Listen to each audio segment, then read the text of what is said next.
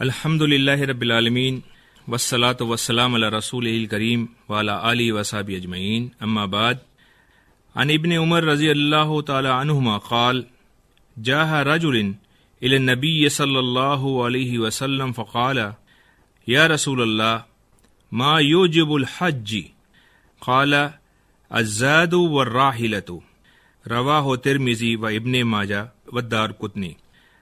حضرت عبداللہ بن عمر رضی اللہ عنہما فرماتے ہیں کہ ایک شخص نے بارگاہ نبوی صلی اللہ علیہ وسلم میں حاضر ہو کر عرض کیا، یا رسول اللہ، کون سی چیز حج کو فرض کرتی ہے؟ آپ صلی اللہ علیہ وسلم نے فرمایا، سامان سفر اور سواری۔ اس حدیث کو امام ترمذی، ابن ماجہ اور دارقطنی نے روایت کیا ہے۔ امام ترمذی فرماتے ہیں یہ حدیث حسن ہے، اور علماء کا اس پر عمل ہے کہ جب کوئی شخص زاد راہ اور سواری کا مالک ہو جائے تو اس پر حج فرض ہو گیا۔ سامعین کرام، حج اسلام کا بنیادی رکن ہے، یار اس شخص پر زندگی میں ایک مرتبہ فرض ہے جو صاحب استطاعت ہو۔ حج اسلام کی بنیادی تعلیمات میں سے ایک ایسا رکن ہے جو اجتماعیت اور اتحاد و یگانگت کا آئینہ دار ہے۔ قرآن کریم میں حج کی فرضیت کے حوالے سے اللہ تعالیٰ نے ارشاد فرمایا، وَلِلَّهِ عَلَى النَّاسِ حِجُّ الْبَيْتِ من استطاع الیہ سبیلا، اور اللہ کے لیے لوگوں پر اس گھر کا حج فرض ہے جو اس تک پہنچنے کی استطاعت رکھتا ہو۔ حضرت ابو ہریرہ رضی اللہ تعالیٰ عنہ سے روایت ہے کہ رسول اللہ صلی اللہ علیہ وسلم سے پوچھا گیا کہ کون سا عمل سب سے زیادہ فضیلت والا ہے، تو آپ صلی اللہ علیہ وسلم نے فرمایا، اللہ اور اس کے رسول پر ایمان لانا۔ عرض کیا گیا پھر کون سا؟ فرمایا کہ اللہ کی راہ میں جہاد کرنا۔ پھر پوچھا گیا کہ پھر کون سا ہے؟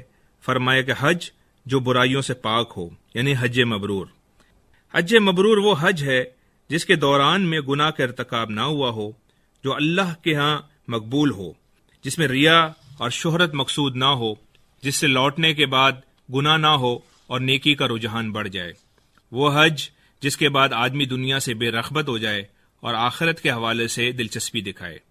رسول اللہ صلی اللہ علیہ وسلم نے فرمایا، فریضہ حج ادا کرنے میں جلدی کرو، کیونکہ کسی کو نہیں معلوم کہ اسے کیا عذر پیش آ جائے۔ اور ایک اور حدیث میں آپ صلی اللہ علیہ وسلم نے فرمایا، جس شخص کو کسی ضروری حاجت یا ظالم بادشاہ یا شدید مرض نے حج سے نہیں روکا اور اس نے حج نہیں کیا اور مر گیا، تو وہ چاہے یہودی ہو کر مرے یا نصرانی ہو کر مرے، یعنی یہ شخص یہود و نصارہ کے مشابہ ہے۔ انسانی طبیعت یہ تقاضا کرتی ہے کہ انسان اپنے وطن، اہل و عیال، دوست و رشتہ دار، مال و دولت سے انسیت و محبت رکھے اور ان کے قریب رہے۔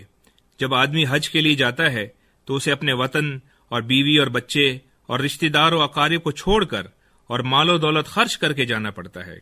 یہ سب اس لیے کرنا پڑتا ہے کہ حج کی ادائیگی شریعت کا حکم ہے۔ یہی وجہ ہے کہ شریعت نے حج کے حوالے سے بہت ہی رغبت دلائی ہے، انسان کو کعبہ، مکے، حج و زیارت پر ابھارا۔ سب سے بڑھ کر شریعت نے حج کا اتنا اجر و ثواب متعین فرمایا ہے کہ سفر حج ایک عظیم عبادت اور اس کی تکمیل کا سفر بن جاتا ہے۔ حج ہر صاحب نصاب پر فرض نہیں ہے، بلکہ اس شخص پر فرض ہے جس کے پاس مکہ مکرمہ آنے جانے کا مکمل خرچ ضروریات اصلیہ سے زائد موجود ہو۔ اس مقدار کے مالک ہو جانے پر بغیر عذر کے حج نہ کرنا موجب گناہ ہے، اور جس شخص کے پاس اتنی رقم نہ ہو اس پر حج فرض نہیں ہے۔ وہ اگر حج کو نہ جائے تو اس پر کوئی گناہ نہیں ہے۔ حج کس پر فرض ہوتا ہے؟ تو اس بارے میں حضرت عبداللہ بن عمر کی جو روایت ابھی آپ کے سامنے بیان کی وہی کافی ہے کہ ایک شخص نے آ کر آپ صلی اللہ علیہ وسلم کی خدمت میں سوال کیا، اور آپ صلی اللہ علیہ وسلم نے فرمایا کہ جس کے پاس سامان سفر اور سواری ہو، حج اس پر فرض ہے۔ یعنی حج ان لوگوں پر فرض ہے جو سفر کے مکہ مکرمہ تک پہنچنے کی استطاعت رکھتے ہوں۔ اس آیت میں جو اجمال ہے، غالباً سوال کرنے والے صحابی نے اس کی وضاحت چاہی تو آپ صلی اللہ علیہ وسلم نے یہ ہدایت فرمائی۔ ایک تو سواری کا انتظام جس پر مکہ معظمہ تک سفر کیا جا سکے، اس کے علاوہ زادے راہ یعنی کھانے پینے جیسی ضروریات کے لیے اتنا سرمایہ موجود ہو جو اس زمانے سفر کے گزارنے کے لیے کافی ہو۔ فقہائے کرام نے ان اخراجات میں ان لوگوں کے اخراجات کو بھی شامل کیا ہے جن کی کفالت حج پر جانے والے کے ذمے ہو۔ جب کوئی شخص حج کر لے تو اس کے لیے بڑی بشارتیں ہیں۔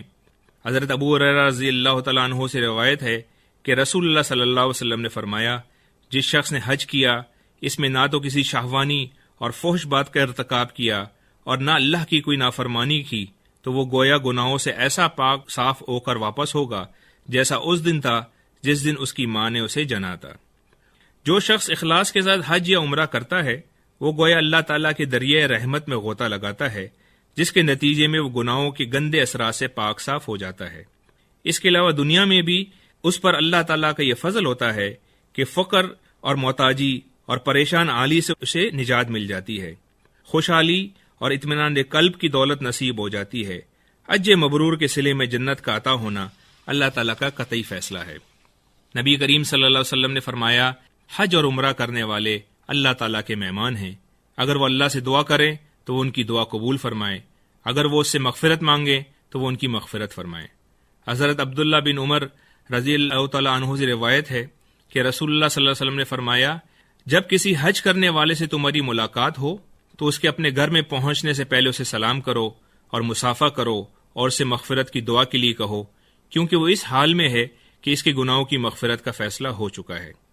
سامعین کرام، جن مسلمانوں کو اللہ تعالیٰ نے مال و دولت سے نوازا ہے ان کو چاہیے کہ وہ خود کو حج و عمرے کے عجیب ثواب سے محروم نہ کریں، کیونکہ ہم امادم نیکیوں کے حصول اور گناہوں اور سیئات سے مغفرت کے سخت محتاج ہیں۔ اللہ تعالیٰ ہم سب کو اخلاص کے ساتھ بار بار حج اور عمرے کی سعادت اور حج مبرور نصیب فرمائے، آمین، والحمد للہ رب العالمین۔